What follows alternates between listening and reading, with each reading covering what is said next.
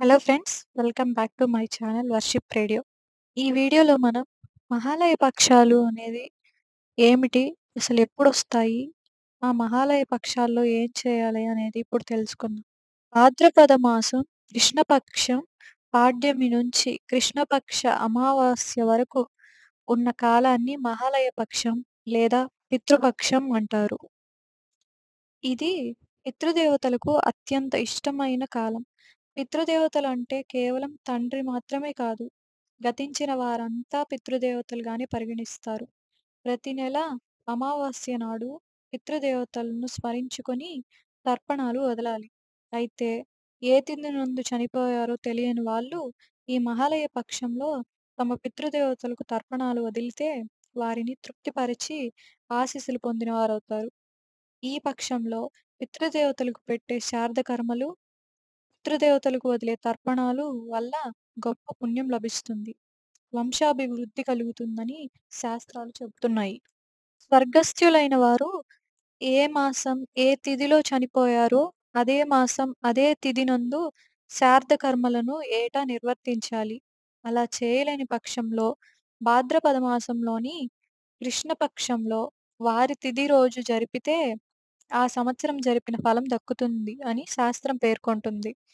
ఏ తిథి నందు గతించారో తెలియనటువంటి వారు మహాలయ పక్షంలోని అమావాస్య రోజున శ్రాద్ధ కర్మలు ఆచరిస్తే వారికి సంవత్సరమంతా శ్రాద్ధం పెట్టిన పుణ్యఫలం దక్కుతుంది. 100 యజ్ఞాలు చేసిన దానికన్నా పితృదేవతలకు తర్పణాలు అందించడం ఎంతో ముఖ్యమని మన మహర్షులు తెలియజేశారు. గతించిన తల్లిదండ్రులకు, ఇతరులకు తర్పణాలు, పిండ ప్రదానాలు, దాన ధర్మాలను ఏటా వారి వర్ధంతి రోజున గానీ, మహాలయ పక్షాల్లో గానీ, మహాలయ అమావాస్య రోజు గానీ చేయడం అత్యంత ముఖ్యమని పేర్కొంటున్నారు. మహాలయ పక్షాలు గురించి మన భారతంలో కూడా ఒక కథ ఉంది. దానశీలి అయిన కర్ణుడు మరణాంతరం స్వర్గానికి వెళ్తుండగా మార్గమధ్యంలో ఆకలి, దప్పిక కలుగుతుంది.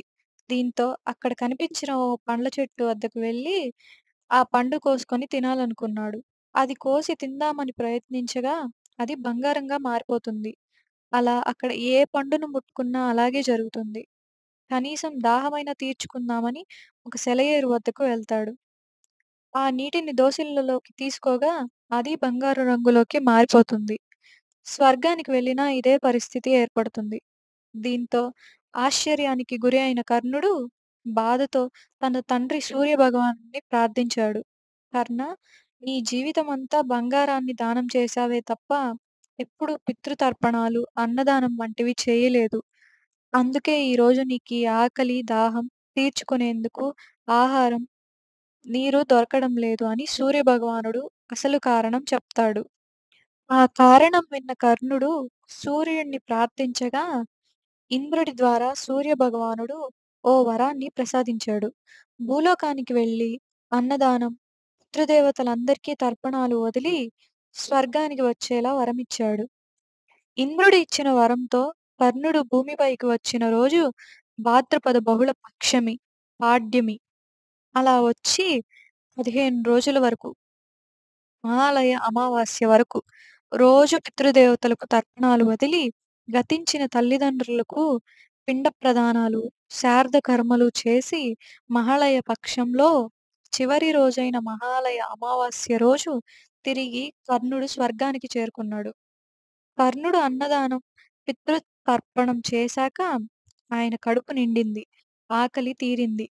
కర్ణుడు భూలోకంలో గడిపి తిరిగి స్వర్గానికి వెళ్ళిన ఈ కాలమే మహాలయ పక్షం అంటారు. అందుకే ఈ మహాలయ పక్ష 15 రోజులు కాకపోయినా ఒక్క మహాలయ అమావాస్య రోజు అయినా మనందరం పితృదేవతలకు తర్పణాలు, శ్రాద్ధ కర్మలు చేసుకొని పుణ్యఫలం దక్కించుకుందాం. Thanks for watching this video. Video నచ్చితే లైక్ చేసి సబ్స్క్రైబ్ చేసుకోండి.